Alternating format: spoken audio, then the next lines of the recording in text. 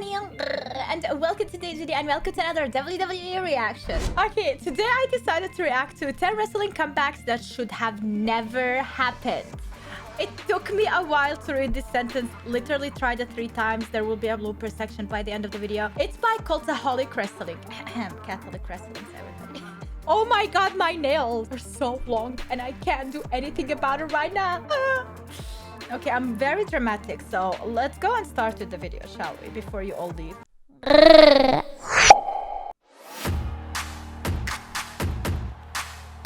It's hard to believe wrestlers when they say they're either never stepping in the ring again or that they'll never work for so-and-so for as long as they live.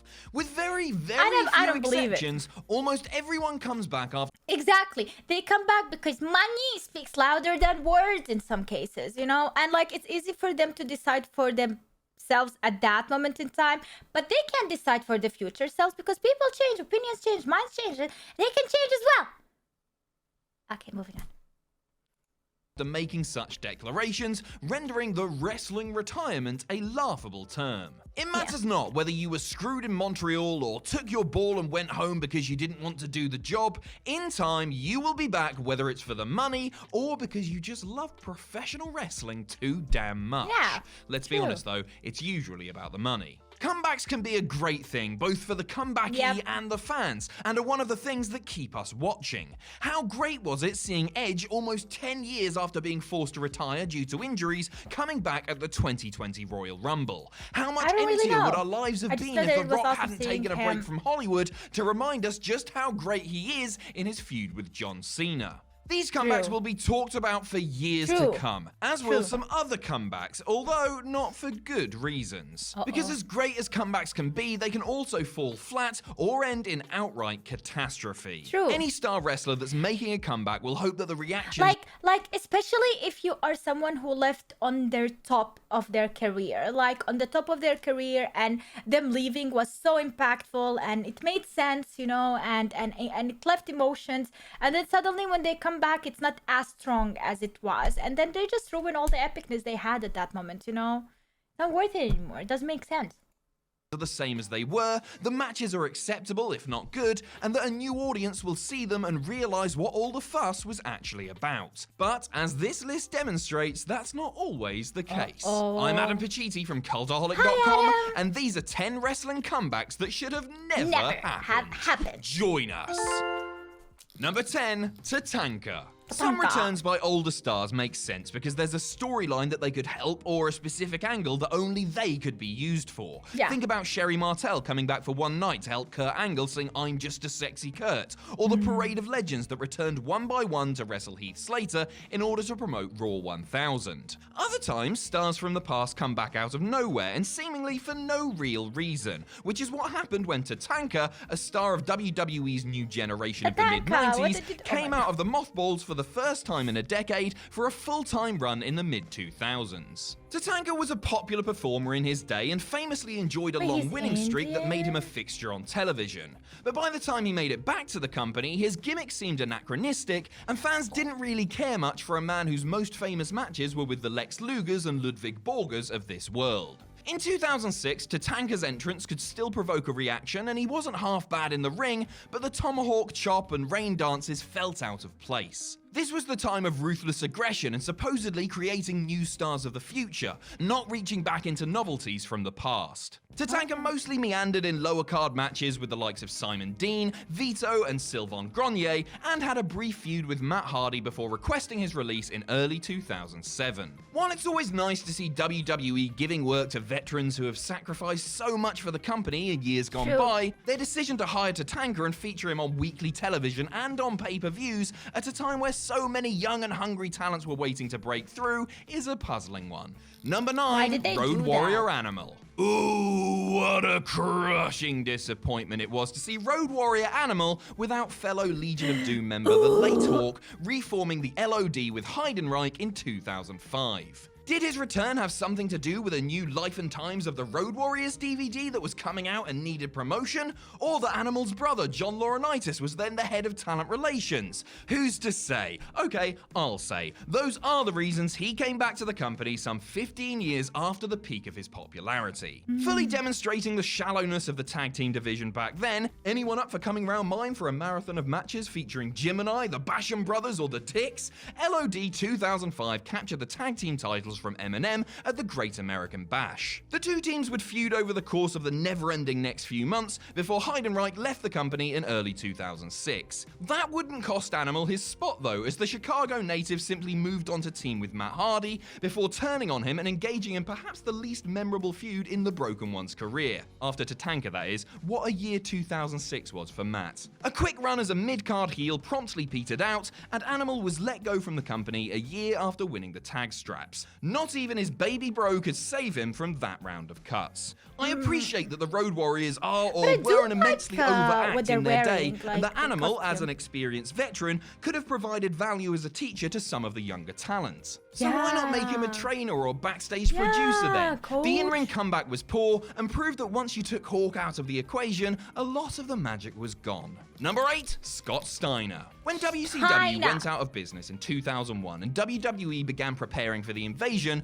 fans were desperate to see the top stars from the rival organizations square off with one another. As we know, most of the top stars on the WCW side had huge guaranteed contracts with AOL Time Warner, meaning that if they were to join for the angle, that they would most certainly be required to take a pay cut to do so. One wrestler who had such a contract was Scott Steiner, a man who had reinvented himself in the late 90s, changing his look, character, and wrestling style to become one of the top stars in the business. The big bad booty daddy was a hot commodity, and when his contract eventually expired and his injuries had healed up, WWE came a-calling. On television, anticipation was so high for Steiner's return that Raw and SmackDown engaged in a bidding war for his services. Blue Brand general manager Stephanie McMahon, shrewd businesswoman that she is, offered her own services in offer to secure Big Papa Pump's signature. In the end, Scotty opted for Raw and began a feud with World Heavyweight Champion Triple H. That feud gave us some classic segments like the arm wrestling match they had, the pose down, and the push-up contest. Oh my god, I went forward. Oh, Shiza. What have I done? Okay, I'm gonna just go back here somewhere. There you go. The arm wrestling. See, my brain is all over the place. But I even think that in one of the videos that I recorded, I even mentioned, wouldn't it be great if they had like an event where wrestlers have to arm wrestle each other and like the winner gets something or whatever, like gets some type of championship with arm wrestling, because it is a sport, by the way. It became a sport. There is arm wrestling sport. There is even slapping each other, which is terrible. Don't watch that. I one time watched like a YouTube clip of it. This guy's face became completely bloated and he kept getting hit on his face over and over and over again, and he was taking it all as a champ, and I couldn't watch it anymore. It was too painful, but it's a thing. And yeah, arm wrestling, that would be a great idea too, you know? And like things go south and somebody like, I don't know, abuses the system, uses two hands or something, you know? And like, yeah, then it ends up with the actual wrestling match. Some classic segments like the arm wrestling match they had, the pose down, and the push-up contest, all of which led to their match at the 2003 Royal Rumble. And that's where the comeback fell apart. Without the required smoke and mirrors to mask his shortcomings, Steiner was completely exposed in a long match where he blew several spots and looked absolutely knackered just minutes in. Their rematch at No Way Out the following month wasn't much better, and the genetic freak stock had dropped so much that he wasn't even used at WrestleMania. For the rest of his WWE run, he would team and feud with Test before WWE decided that they had absolutely nothing for him and that he could sit out the remainder of his contract at home. One of the most disappointing wrestling comebacks ever. Holler if you hear me. P.S. If Scott Steiner is watching this video, please note that I love you and none of what happened during your WWE comeback was your fault, and that I'd really like to keep all of my teeth. Cheers. Number 7, the British Bulldog. Me too. The British Bulldog is going into the WWE Hall of Fame in 2020, and rightfully so. A top performer in his day, he meant a lot to fans not just in the UK but around the world, and forged a legacy that saw him capture multiple titles, most famously in the main event of SummerSlam 92, defeating Bret Hart in a classic in front of 80,000 of his countrymen. Those halcyon days seemed much further than a mere 7 years ago when Bulldog returned to WWE in late 1999, the first time he'd worked for them since the Montreal Screwjob. Smith, who had bounced between WCW and WWE during the 90s and was always a featured player, was coming back into Titan Sports while nursing a debilitating back injury that should have retired him. Davey Boy picked up the injury after taking a bump on a hidden trap door that WCW had put in the ring as a way for the Ultimate Warrior to make his surprise entrance, but more on him later. Did he even know? Coming back at far less than 100%, Bulldog still had name value, but gone was the dynamic performer of years past. He didn't even look like the same man, having replaced his braids and red, white, and blue tights with a buzz cut and a pair of jeans. Yeah, after initially now he mixing looks it like up Joey. with power players like The Rock and Triple H, Bulldog found himself sliding down the card, going from pay-per-view main events to European champion to teaming up with the Mean Street Posse. By the end of his run, he was slumming it on Heat and Jacked, and would eventually be sent to rehab at the behest of Vince McMahon and co. before Today I'm not thinking properly. I'm sorry. Okay, back to the video. leaving the company completely in May of 2000. Tragically, he died 2 years later at the age of 39. Number 6, why? Roddy Piper. 18 years after main eventing the first WrestleMania, Roddy Piper returned at Mania 19, attacking Hulk Hogan in his match with Mr. McMahon. A genuine surprise, the Rowdy One hadn't been seen on WWE television in about 7 years, and his appearance provoked a hearty reaction from those in attendance. The company then paired Piper, one of the best promos ever, with Sean O'Haire, a wrestler with a lot of potential but not quite the personality or verbal skills to match his athletic ability. It was a pairing that made sense on paper, but didn't quite work. To be honest with you, if you have someone who is like, who's lacking on the communication part, you know, or personality part, then you don't use him as a single wrestler. You always go with a team. You always have someone who is good in personality, and then they can complement each other, you know? Like, that is always good. Work out as well as hoped. A feud with Rikishi didn't exactly light the world on fire, and Piper's reluctance to go along with the program, he rejected taking the stink face or joining the Vince McMahon Kiss My Ass Club, probably concerned with the fact that everything the creative team had planned for him revolved around him being close to another man's backside, made for a fractious working relationship. After some naff matches with Hulk Hogan, Mr. America, Piper was let go from the company. Why? The reason for his dismissal was a controversial interview Piper had given to HBO's Real Sports program, where he discussed wrestling deaths, drug use within the industry, and criticized promoters, including McMahon. Once the bad blood had subsided, Piper was invited back so that he could be inducted into the WWE Hall of Fame in 2005 and would make sporadic appearances over the next decade, usually as host of Piper's Pit. Regrettably, WWE convinced Roddy to come back for a run as World Tag Team Champion with Ric Flair in late 2006. Though a fun bit of nostalgia for longtime fans, it was nonetheless a bit sad to see Piper, and Flair for that matter, wrestling at half speed, their aging bodies beaten up from decades of in-ring competition. The run would be a short-lived one, as it was discovered that Piper was suffering from cancer and needed treatment. Once his treatment was successfully completed, he'd make further sporadic appearances, each one a diminishing return. I should point out, this does nothing to truly damage Piper's legacy. He passed away in 2015, and fans mainly remember the dynamic and fearless performer who, for a time, was the most hated character in wrestling. Number 5, Randy Savage. Randy Savage was a busy boy after leaving WCW in 2000, booking a famous cameo in the Spider-Man film, releasing an absolutely brilliant rap album, and challenging Hulk Hogan to a fight for charity. There were intermittent rumors that Savage was on his way back to WWE, the company he left in 1994, but those were unfounded. Macho Man wouldn't return to WWE in any capacity, save for a video game ad, if that counts, before his passing in 2011. He did, however, find his way to the wasteland of ex-WWE stars that was TNA in 2004.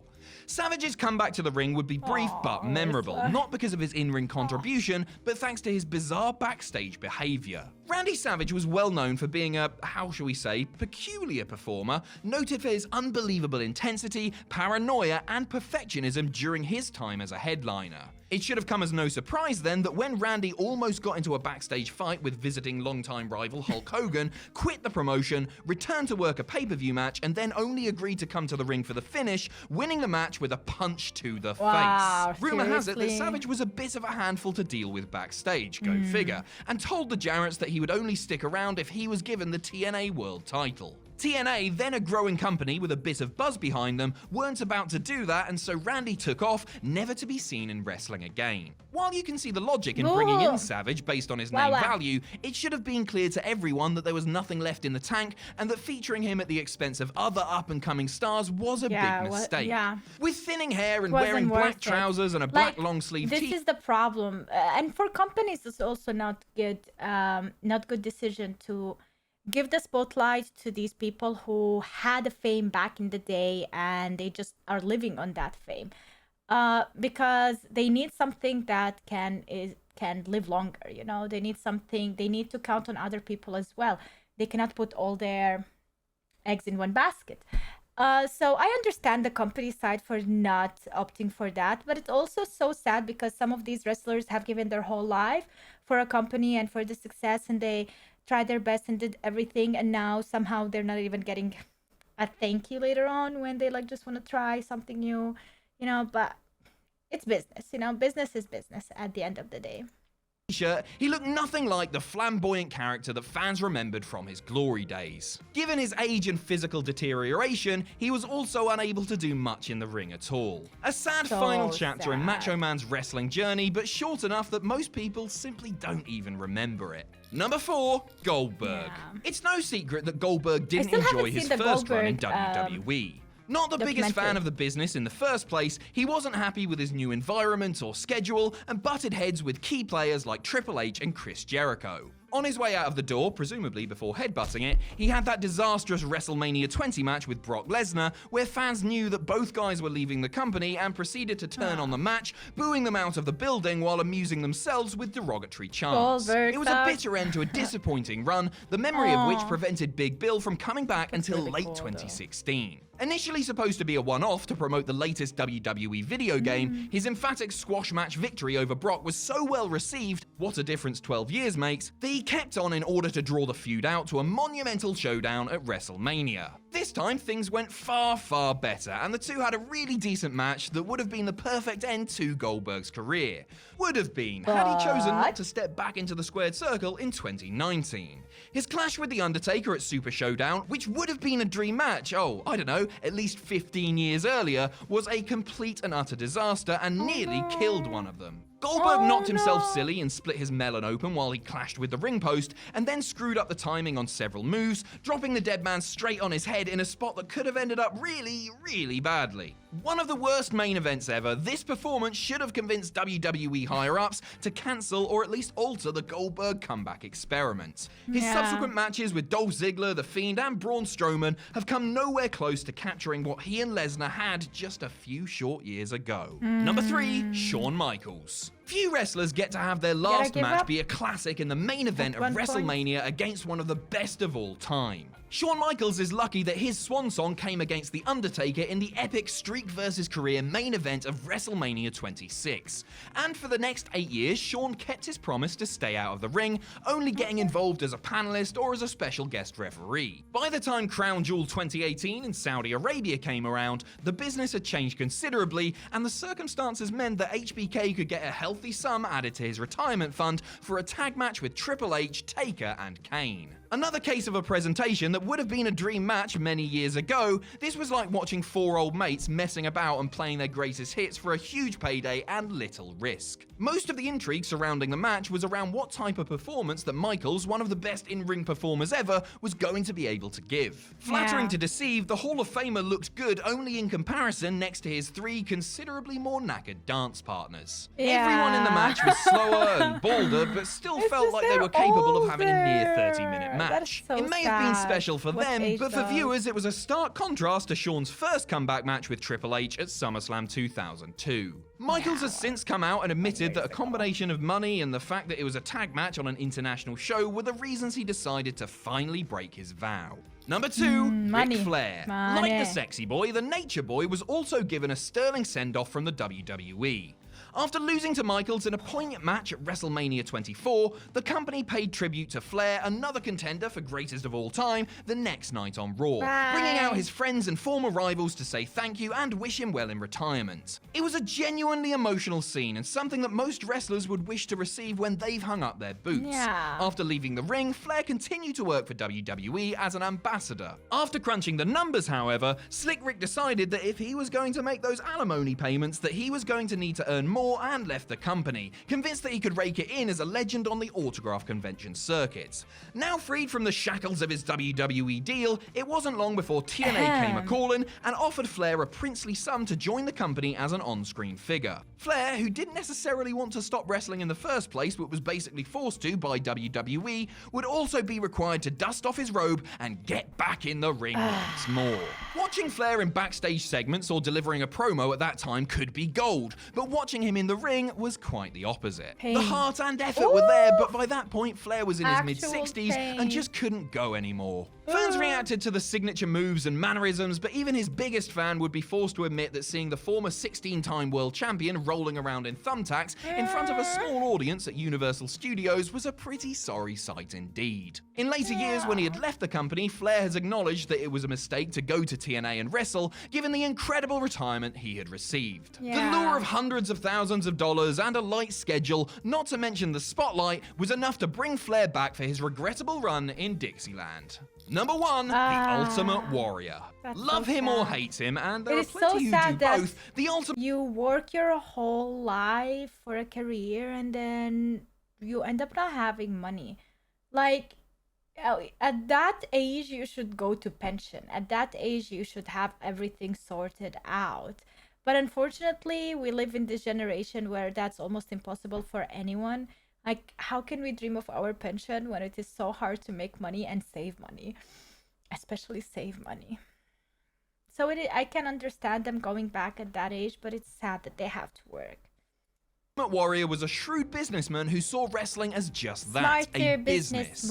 No mark for the sport, Jim Hellwig cared about how and when and how much he was going to be paid and for doing what. Typically, that meant a giant check for lots and lots of money for wrestling about 3 minutes. Warrior got over huge during the cartoon era, where bright colors and big muscles were on vogue, and technical ability was not a sought-after attribute. Warrior had a stormy relationship with WWE, in particular Vince McMahon, and left the company several times over money or creative differences. Warrior's brief run in 1996, in particular, was a disaster and left a sour taste in the mouth of many fans. WCW wished that Warrior's run in their company was half as good as that failure, because when he did show up in the Turner-owned organization in 1998, it was a complete and utter flop. Warrior cost WCW at least $1 million for 3 matches and a handful of rambling, inane promos and nonsensical backstage segments. $1 million for his abysmal match with Hollywood Hulk Hogan at Halloween Havoc 98, generally considered one of the worst ever, and which Warrior lost, and little else. In the years that followed, Warrior claimed that he was only brought in so that the Hulkster could get his WrestleMania 6 win back. Whatever the reasoning behind it, Warrior's comeback was a dud and helped further alienate WCW's rapidly waning fan base. Factoring in the costs associated, Warrior's lack of interest in wrestling, and the fact that WCW already had Hogan, Savage, Bret Hart, Kevin Nash, Scott Hall, Goldberg, and many more bona fide stars on their books, it's hard to find much justification for this being anything other than a wrestling comeback that should never have happened. Yep. And that's how the video ends. It's sad. But as I said, money. They all want money, and I wish for everyone at that point in their life when they work so hard that they work as well smart and they save some money and invest and figure it out, that they don't have to work at that age. Honestly, can't say the same about myself with my job. But that's why I have you guys to like this video and subscribe and share if you want. Just copy the link in the share. You don't have to share it anywhere, but just copying the link will help this channel tremendously. And if you want to check out more WWE reactions, then check out my Patreon. I upload full matches there and events that are copyrighted or blocked here, like for example CM Punk's comeback, as well as The Rock. So see you there on Patreon, patreon.com/supportbunny, and if not, then have a wonderful day and see you next time. Bye! Today I decided to react to 10 wrestling